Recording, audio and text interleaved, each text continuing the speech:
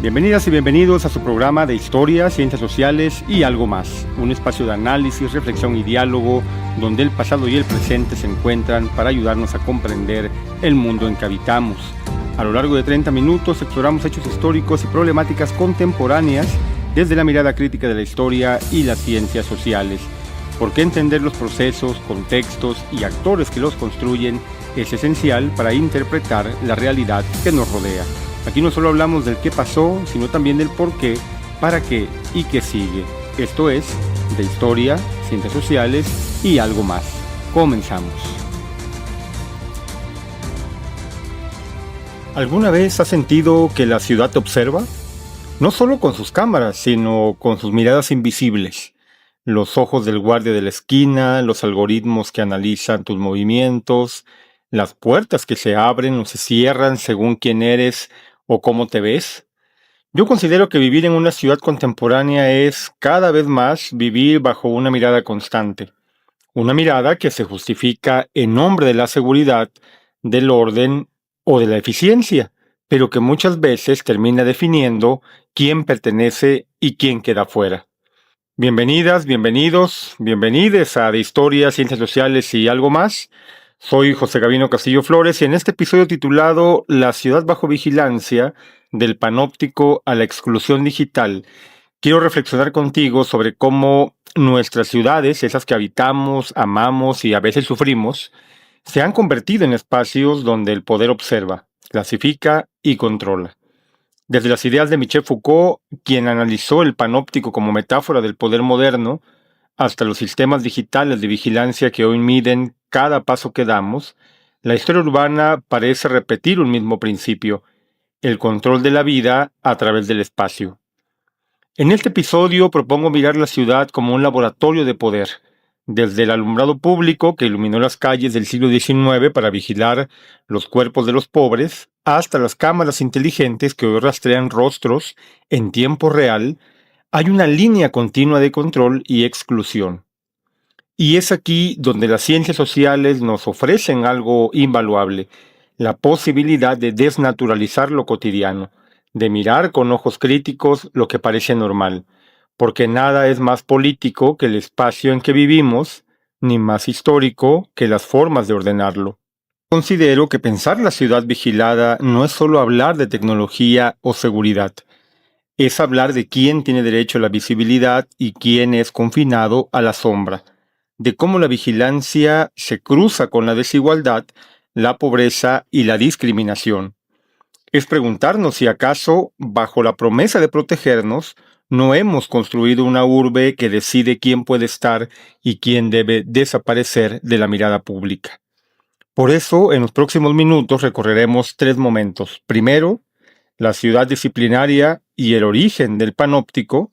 Después, la expansión contemporánea de la vigilancia digital. Y finalmente, la forma en que esta mirada se convierte en exclusión social.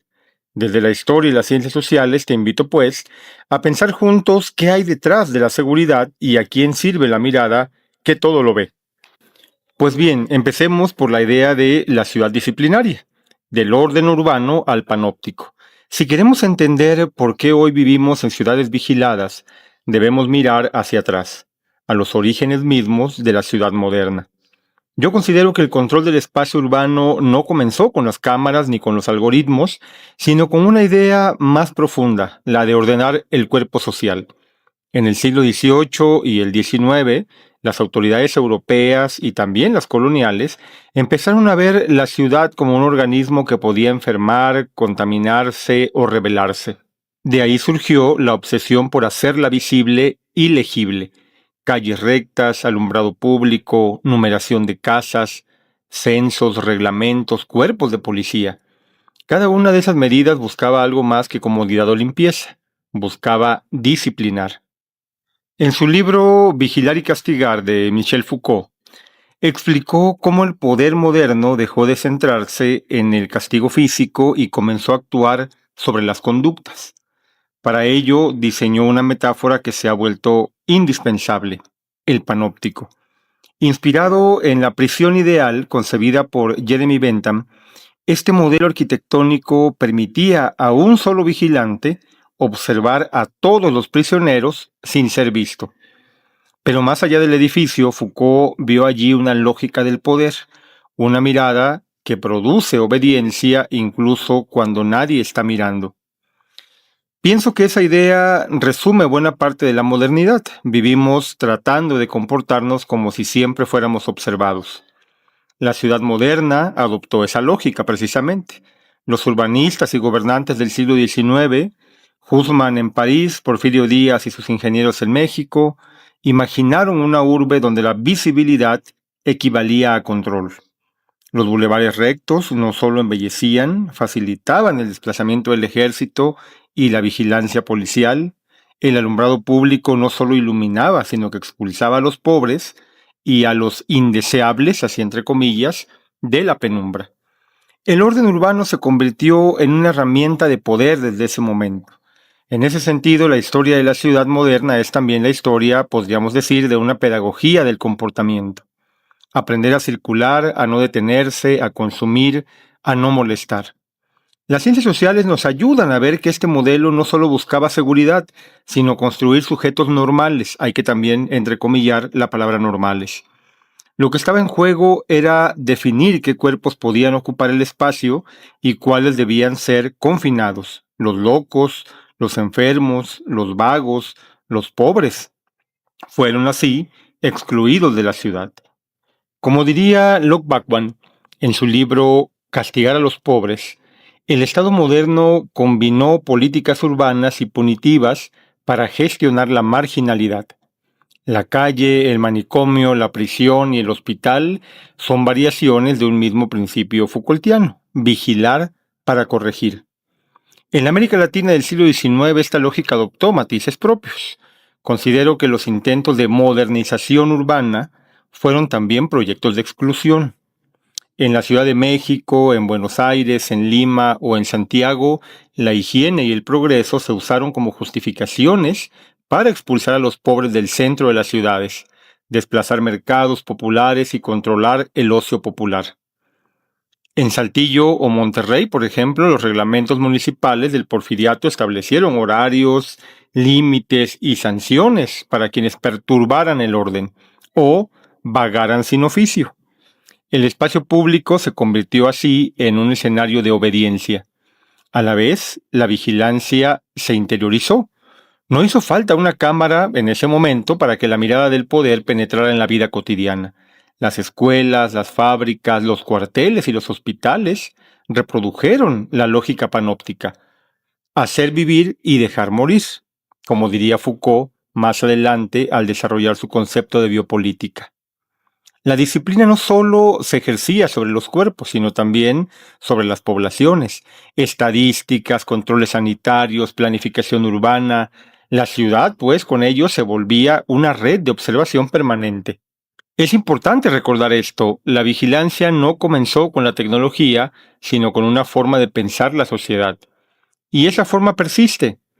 Cada semáforo, cada reglamento, cada cámara actual hereda esa idea de que el orden se garantiza observando, clasificando y excluyendo. Por eso, cuando hablamos hoy de vigilancia digital, conviene no olvidar sus raíces históricas. La ciudad disciplinaria fue el laboratorio de todo lo que vendría después. Pensemos ahora cómo se dio este cambio de la mirada al algoritmo, es decir, la era de la vigilancia digital. Para comprender nuestras ciudades actuales llenas de cámaras, sensores y bases de datos, debemos reconocer que estamos frente a una nueva forma de poder, una que ya no necesita muros ni guardianes, sino pantallas y algoritmos. Si la modernidad creó el panóptico, esa arquitectura, decíamos, donde la mirada del vigilante disciplinaba los cuerpos, hoy vivimos en un panóptico digital, donde el control no se impone desde una torre, sino desde la red. Y lo más inquietante es que participamos en él de manera voluntaria. El filósofo francés Gilles Deleuze, en su breve texto Postscriptum sobre las ciudades de control, advirtió que el poder contemporáneo ya no se basa en la disciplina cerrada de la prisión o la escuela, sino en un control continuo, disperso y flexible. Traducido a nuestra realidad urbana, ya no necesitamos ser observados directamente. porque dejamos rastros digitales que nos vuelven transparentes ante el poder. El tránsito del panóptico al algoritmo es, en el fondo, el paso de la vigilancia visible a la vigilancia invisible. Las ciencias sociales nos ayudan a entender que esta transición no es solo tecnológica, sino histórica.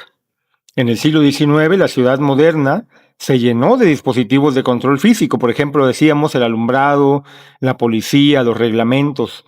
En el siglo XXI, esos mecanismos se trasladaron al terreno de los datos. El espacio urbano se digitalizó, cámaras en cada esquina, sensores de tráfico, plataformas que miden nuestra movilidad, aplicaciones que registran nuestra presencia. Todo eso produce una nueva forma de poder, más silenciosa, pero más penetrante. La socióloga estadounidense Shoshana Zuboff, que hemos mencionado varias veces en este programa, en su libro La era del capitalismo de la vigilancia, explica que las grandes corporaciones han convertido la experiencia humana en materia prima. Cada clic, cada búsqueda y cada desplazamiento alimenta modelos predictivos capaces de anticipar nuestros deseos y comportamientos. Zuboff lo resume así: si puedes predecir el comportamiento, puedes controlarlo. Considero que esta frase sintetiza una nueva fase histórica del poder. Ya no se trata solo de observar, sino de prever y orientar. En apariencia somos libres. Sin embargo, en realidad, nuestros movimientos se ajustan a las lógicas de vigilancia y consumo que dominan la vida urbana. La historiadora Simone Brown, en su obra Asuntos Oscuros sobre la vigilancia y la negritud, un texto maravilloso que, por cierto, parte de la idea del racismo estructural y la vigilancia racial en Estados Unidos, recuerda que la vigilancia nunca ha sido neutral. Los cuerpos negros, pobres o migrantes han sido históricamente los más observados, registrados y controlados. Sus investigaciones sobre los registros de esclavos en los puertos del Atlántico y las actuales tecnologías biométricas muestran una continuidad. La mirada del poder tiene color, clase y geografía. Y las ciencias sociales nos enseñan justamente eso, que vigilar es siempre seleccionar a quién se mira y a quién se invisibiliza. Si pensamos en ejemplos actuales, el mapa se vuelve inquietante.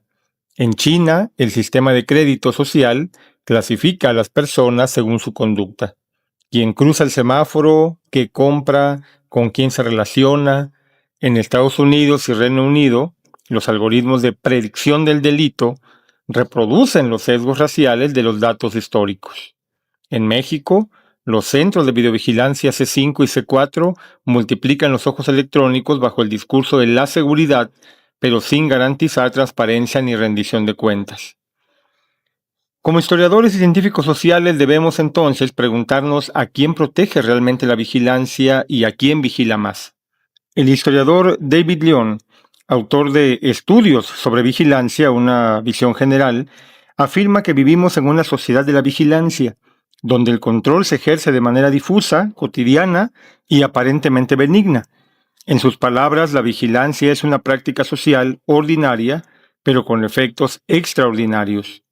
Esa naturalización del control, esa sensación de que no pasa nada mientras nos observen, es uno de los grandes triunfos del poder contemporáneo. Aquí hay que entender que el problema no es solo técnico, sino ético y político. Cada cámara, cada base de datos, cada aplicación urbana redefine los límites de lo público y lo privado. Y como nos lo recuerda la historia, cuando el poder promete seguridad absoluta, casi siempre lo hace a costa de la libertad o de la igualdad. Las ciencias sociales nos ayudan a ver que no se trata de estar a favor o en contra de la tecnología, sino de preguntarnos qué ciudad estamos construyendo cuando aceptamos ser observados en nombre del orden. Quizá la diferencia entre el panóptico de Bentham y el algoritmo de hoy sea solo una. Antes nos vigilaban desde una torre, ahora llevamos la torre en el bolsillo. Pero la ciudad también excluye, pensemos ahora en eso, en temas como visibilidad, poder y desigualdad. Considero que la vigilancia nunca ha sido un acto inocente. Observar implica seleccionar y seleccionar implica excluir. Por eso, toda ciudad vigilada es también una ciudad que decide quién pertenece y quién no.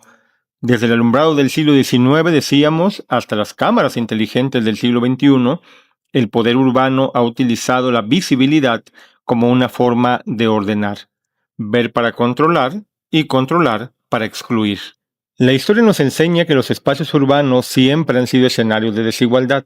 En el París de George Haussmann, la apertura de grandes bulevares no solo embelleció la ciudad, sino que expulsó a los sectores populares hacia la periferia.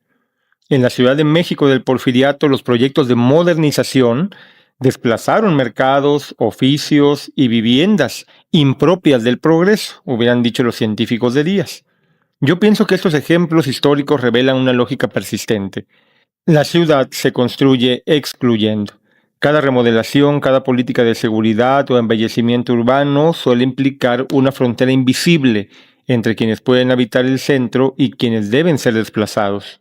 En el presente esta lógica se ha vuelto digital. Las tecnologías de vigilancia y control territorial se combinan ahora con procesos de gentrificación y con el crecimiento de espacios cerrados. Las cámaras, los sensores y las bases de datos no solo registran delitos, también definen quién puede circular y quién debe ser vigilado. En las ciudades latinoamericanas, por ejemplo, los barrios populares son los más monitoreados, mientras que las zonas de alto ingreso cuentan con seguridad privada y control de acceso. Como afirma el sociólogo Love Backwatts, en castigar a los pobres, que ya mencionamos hace un momento, los estados neoliberales combinan políticas de bienestar cada vez más restringidas con una expansión del aparato punitivo. Se castiga la pobreza en lugar de combatirla en este sentido. Si miramos a escala global, los ejemplos son elocuentes.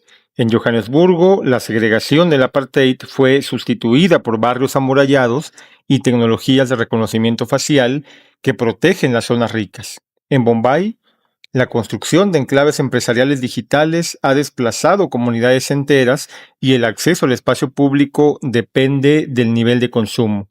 En Londres, el sistema de videovigilancia es uno de los más extensos del mundo y, sin embargo, como denuncian investigadores como David Lyon, no ha reducido la criminalidad, sino que ha reforzado los prejuicios raciales y de clase.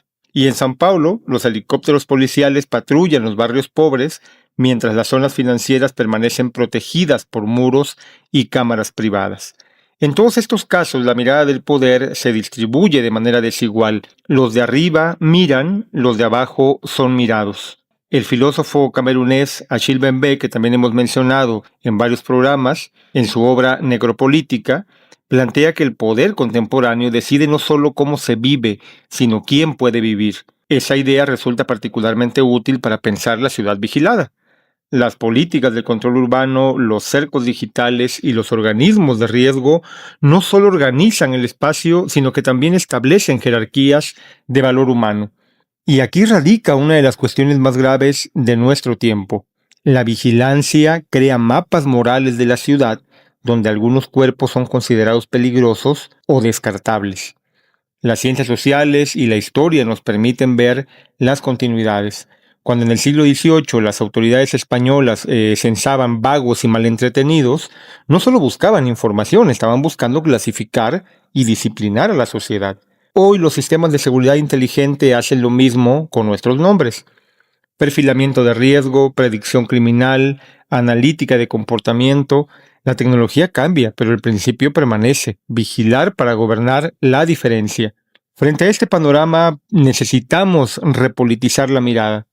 Preguntarnos por qué aceptamos que nuestras ciudades sean laboratorios de control, por qué confundimos seguridad con exclusión y tecnología con progreso. La historia y las ciencias sociales no nos ofrecen respuestas simples, pero sí nos enseñan algo fundamental. Ninguna forma de vigilancia es neutral y todo orden urbano refleja una relación de poder. Y tal vez ese sea el gran desafío contemporáneo: construir ciudades donde la visibilidad no sea un privilegio ni la seguridad una excusa para excluir. Porque cada cámara encendida también puede ser un espejo que nos obliga a pensar qué tipo de sociedad queremos mirar y qué tipo de sociedad queremos dejar de mirar. Reflexionar, pues, sobre la ciudad bajo vigilancia es, en el fondo, reflexionar sobre nuestra forma de vivir juntos. A lo largo del tiempo, el poder ha cambiado de rostro, pero no de propósito. Antes se manifestaba en la torre del panóptico, hoy se oculta en la pantalla del teléfono. Antes se justificaba en nombre del orden, ahora se justifica en nombre de la seguridad. En ambos casos, el resultado es similar, una sociedad que aprende a vigilarse a sí misma. Desde la historia y las ciencias sociales podemos ver que nada de esto es completamente nuevo. La necesidad de controlar los cuerpos, de observar los comportamientos y de administrar la vida colectiva ha acompañado el poder desde sus orígenes. Pero lo que cambia, y aquí está lo inquietante, es la intensidad y la sutileza con que se ejerce. Hoy la vigilancia ya no solo registra lo que hacemos, sino que predice lo que podríamos hacer. Y esa transición de la disciplina a la anticipación nos coloca frente a una nueva forma de dominación, aquella que se disfraza de eficiencia y se alimenta de nuestros propios deseos. El historiador David Lyon, que ya mencionamos, advierte que la sociedad de la vigilancia no surge de una conspiración, eso hay que tenerlo muy claro, sino de la acumulación de prácticas cotidianas. Aceptar los términos de una aplicación, ceder datos biométricos, compartir nuestra ubicación, cada pequeño gesto se vuelve parte de una red global que administra el espacio, el tiempo y la conducta. Esa naturalización del control es, en el fondo, el verdadero triunfo del poder contemporáneo, lograr que ya no percibamos esto como poder. En este contexto también las ciencias sociales y la historia nos ofrecen algo esencial, distancia crítica. Nos recuerdan que todo sistema de vigilancia tiene una genealogía, una justificación y, por supuesto, unas víctimas. Al mirar atrás, vemos que las promesas de seguridad casi siempre han convivido con prácticas de exclusión, del control de los vagos en el siglo XVIII al rastreo de los sospechosos en el siglo XXI, la mirada del poder ha servido para ordenar la desigualdad. Comprender esa continuidad nos ayuda a desmontar la idea de que la vigilancia es inevitable. Nada lo es cuando se trata de relaciones humanas. Todo orden puede pensarse, cuestionarse y también transformarse. Considero que la pregunta clave no es si debemos o no ser vigilados, sino quién controla la mirada y con qué propósito. ¿Vigilamos para cuidarnos o para excluir? ¿Para proteger la vida o para clasificarla? La historia muestra que los sistemas de control pueden volverse contra quienes los crearon. Y quizás el primer paso para construir ciudades más justas sea recuperar el derecho a mirar y a ser mirados en igualdad, sin miedo ni jerarquías invisibles. Como historiador, me parece que uno de los grandes aportes de las ciencias sociales y las humanidades es ayudarnos a desnaturalizar lo cotidiano, a recordar que la cámara en la esquina, la tarjeta de transporte, el código QR o la app de seguridad son expresiones de una misma pregunta antigua. ¿Cómo se gobierna la vida? Responderla exige no solo tecnología, sino ética, política y memoria. Y ahí es precisamente donde está nuestra tarea, la de pensar históricamente, lo cual se vuelve hoy en día una actividad urgente. Porque las ciudades no son solo calles ni edificios, sino también espacios morales, reflejos de cómo entendemos la libertad, la dignidad y la pertenencia a la sociedad. Si las dejamos ser solo máquinas de vigilancia, terminarán vigilándonos incluso en el pensamiento. Pero si logramos pensarlas críticamente, desde la historia, desde las humanidades, desde la experiencia humana, quizás podamos imaginar algo distinto, una ciudad donde la mirada no sea castigo, sino reconocimiento, donde la visibilidad no excluya, sino incluya, y donde vivir juntos no signifique vivir vigilados. Estamos diciendo que se debe acabar la vigilancia totalmente, estamos diciendo simplemente que la vigilancia no tiene por qué ser un factor de exclusión, ni tenemos por qué caer en ese discurso que nos ha obligado a enseñarnos a vivir encerrados y que la única forma de estar seguros es comprando estas casas, estas residencias que están dentro de unos muros llenos de cámaras y de vigilancia continuamente. Pues bien, con esto podríamos terminar nuestro episodio del día de hoy. Yo les agradezco muchísimo el habernos acompañado. Mi nombre es José Gavino Castillo Flores. Esto fue de Historia, Ciencias Sociales y algo más. Hablamos de la ciudad bajo vigilancia, del panóptico a la exclusión digital, un tema que como tantos otros nos invita a mirar de nuevo lo que creemos normal. Porque al final ese es el papel de la historia y de las ciencias sociales, ayudarnos a pensar críticamente lo que parece natural, a reconocer los hilos invisibles del poder en nuestra vida cotidiana y a imaginar otras formas de habitar el mundo. Gracias por acompañarnos. Recuerde que si quiere escuchar más episodios como este, pues bueno, entre por favor a nuestra cuenta de YouTube o puede revisar también nuestra cuenta en Spotify, donde encontrará otros episodios similares. Nos encontramos en el próximo episodio, donde seguiremos explorando cómo el pasado ilumina este caótico y problemático presente. Hasta pronto.